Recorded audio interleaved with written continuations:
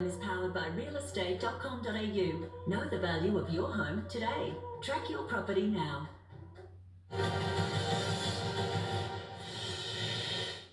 Welcome back to Business Weekend. Now let's have a look at the weekend housing markets, auction clearance rates, and the Sydney market was strong over the weekend with a clearance rate, get this, of 93%. In Melbourne, there were more homes up for grabs with 334 going to auction. The clearance rate there still a solid 82.6%. The market, well, still strong, but not as strong. In Brisbane, there 73% of those going to auction were selling. 9 properties passed in there. Adelaide, one of the very best performing, again, 93.9% sold at auction.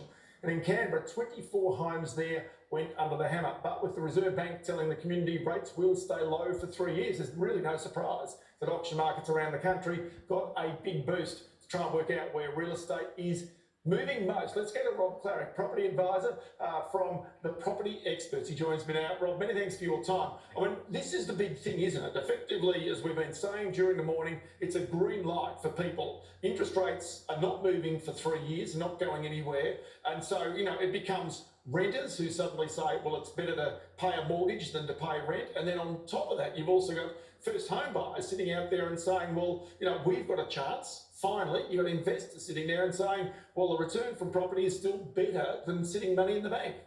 I mean, it's been amazing when you look at 90% plus clearance rates. I mean, I've been, as you know, Ross, I've been doing it for over 30 years. I've worked 3 recessions, I've worked boom and bust, but you are now seeing 90+% to go to auction. That's 9 out of every 10 are selling on a Saturday. Perfect if you're a seller, frustrating if you're a buyer in this market, because for a lot of the youth of Australia trying to get into a market now, we're slowly seeing that gap widen. The rich are getting richer and the poor are getting poorer, and that gap in that middle is widening. So it's really a difficult period for a lot of people in a lot of different age groups with this market. Okay, does it worry you, however, that you've got property prices rising at a time when rents are falling? Yeah. Population growth is lower. You know, we know that there is a difference between established houses and apartments. The markets are quite different right now in our major capital cities. Ross, to answer that question, it's like a mirage at the moment. We are seeing, someone had told me that we're in the middle of a pandemic, we're in the middle of a recession just before Christmas, that we are now in a boom in our real estate market, that's a dangerous sign. I've never seen it, and it frightens me to see where this potentially could go, because you know, I've always never been alarmist in the marketplace. I've never said that there will be a crash. There's always an adjustments to our market. I think we're going to probably still see an adjustment in our market, and people say, but Robert, it just keeps going. Nothing keeps going forever, to a point that there's a disruption. And I think our disruption will happen internationally in Australia for our markets, because as you said, the borders are closed.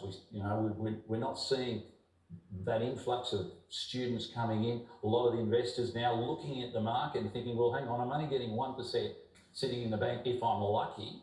Are looking at potentially getting into the market to say, well, if I put it into property, it's safe, and I'm likely to get probably 2 or 3% return on money. So it's a real conundrum even for the investor, because they're not that comfortable saying, I want to buy real estate at the top of the market, Rob. That's what they're telling me. I said, well, that's what it is. So what do you say to a young couple who have stretched themselves, right? Got themselves to the very edge of their tether to get themselves to a bid of, let's say, in a Sydney market, for example, Melbourne at the moment, maybe it's 1.3 or 1.5. It's big money. Yeah. And all of a sudden they find they go to auction and that property goes to sale for 1.7. What do you say to that person? It's just happened on the weekend. There's a little property in Marrickville. They were quoting 1.3 as the guide price. It sells for in excess of 1.7 on Saturday.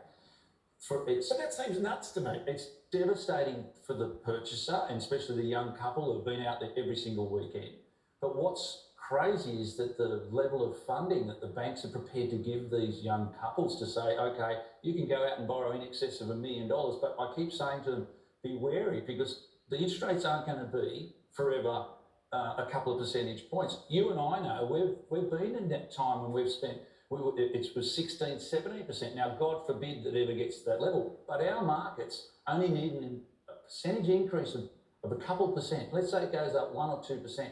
When you're borrowing the amount that people are borrowing today, that's scary, because an extra 2% on your mortgage repayments, we have a whole new marketplace and a crippling marketplace at that stage. Okay. That's my fear. So is there any value do you perceive out in the property market at the moment? Surely with the glut of apartments coming on, there might be some value in someone's capital That's city. where, not everything's booming. House and land is booming. If you want to be in an inner city within 10 kilometres of Sydney, Melbourne or Brisbane, within the cities, they're busy. But if you want to buy an apartment, where there's a lot of these apartments coming online now, Ross, you'll see there's opportunities.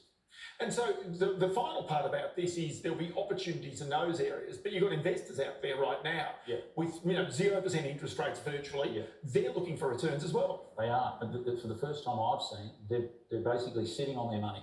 They're a little bit frightened to really do anything at the moment. They're a bit concerned about, as you know, the share market.